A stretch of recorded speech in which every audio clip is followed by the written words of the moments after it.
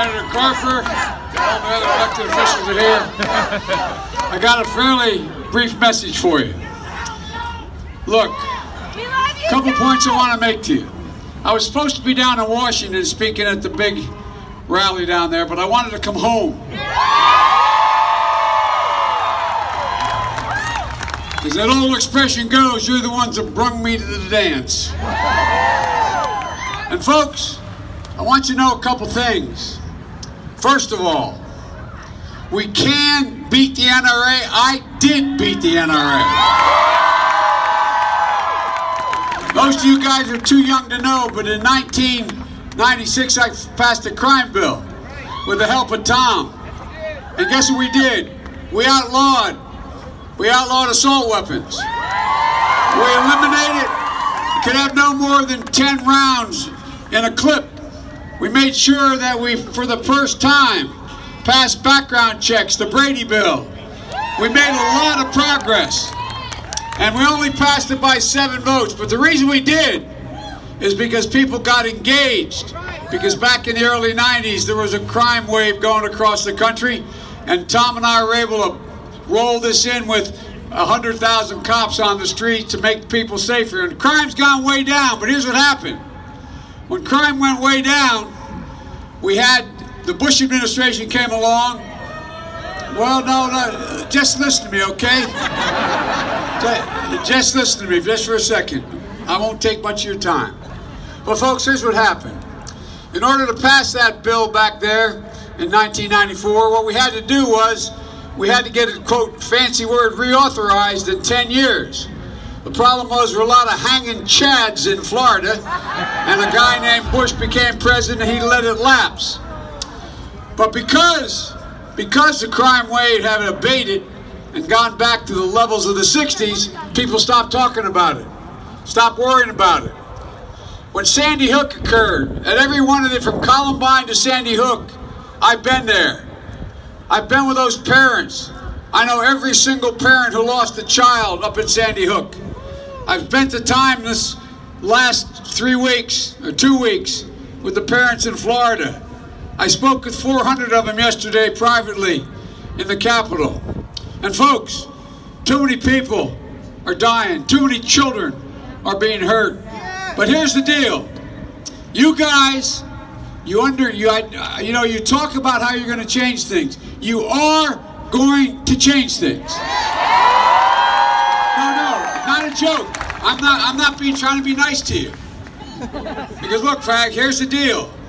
What's happening now is you're ripping the Band-Aid off. You're forcing people to look squarely in the eye what they don't want to face. And guess what? Way back a long time ago in 1972, when I ran for the Senate as a 29-year-old kid and won, everybody thought we had, my sister organized my campaign. They called it the Kitty Campaign, because we had 20,000 volunteers, mostly high school students. But my sister understood that I hope you understand, that nobody else did, that you have more influence on your parents than they have on you. Not a joke. When they see their child upset and committed to something important, it changes their minds too.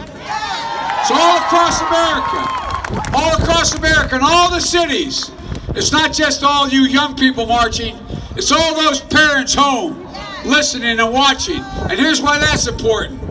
The reason why we lose these gunfights, and I'm the guy that introduced 40 initiatives after Sandy Hook for the president, and we only ended up having 14 of them pass, 14 of them be put in place. The reason why is, for the gun guys, this is the single most important issue in the world. So for example, if there's a congresswoman or a congressman who votes every way that person wants but votes against guns, they vote against them. A little bit like what happens in my party. You can be right on every single issue, but in some areas, if you're wrong on choice, you're going to be voted against. It's the single most important issue. That's the difference between us. Those of us who want rational gun control and fought our whole lives for it, to us, it's a gigantic issue. But a lot of your parents have gone out and someone who has been good on all the issues they think but bad on guns, they go, okay, well, that's all right, I'll vote for him anyway. There's more energy. Oh, no. I said. There's more energy on the other side. But what you're doing is you're providing energy. You're putting pace on the ball. And one more. No, I guess not. Pardon me?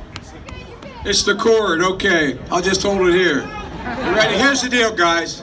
Last point I want to make to you. A lot of you are going to be voting next time around and the time after that.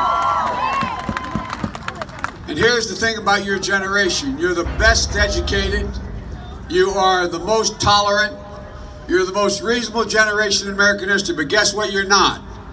You're not engaged in politics to now. You don't vote. You show up in little dribs and drabs, 23%. If in fact, people between the ages of 18 and 24 vote at the national average of 60%, we wouldn't have this guy as president. So let's get something straight. You gotta register. You gotta register. You gotta go out and help people at the polls. You gotta help candidates. Because folks, there's no place to hide. There's no place to hide. In 1972, when I was asked to run for the Senate, I went down to my favorite professor, a brilliant guy named David Ingersoll, political philosophy, and I said, what do you think I should do, Professor? He looked at me and said, remember Plato. I wonder what in God's name is he talking about? But there's a phrase he always used, and I want you to remember it. The penalty good people pay for not being involved in politics is being governed by people worse than themselves. So folks,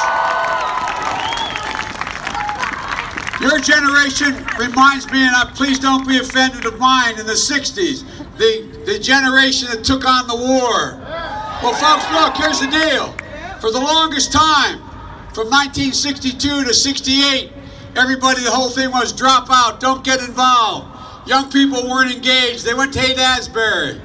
But around 68, when our heroes were killed, when Dr. King was murdered, when this city, when state was occupied, this city by the National Guard, when my only political hero, Robert Kennedy, was assassinated the day I walked across the stage to get my diploma for my law degree. That's when we decided enough is enough is enough, and we stood up. That's what you're doing.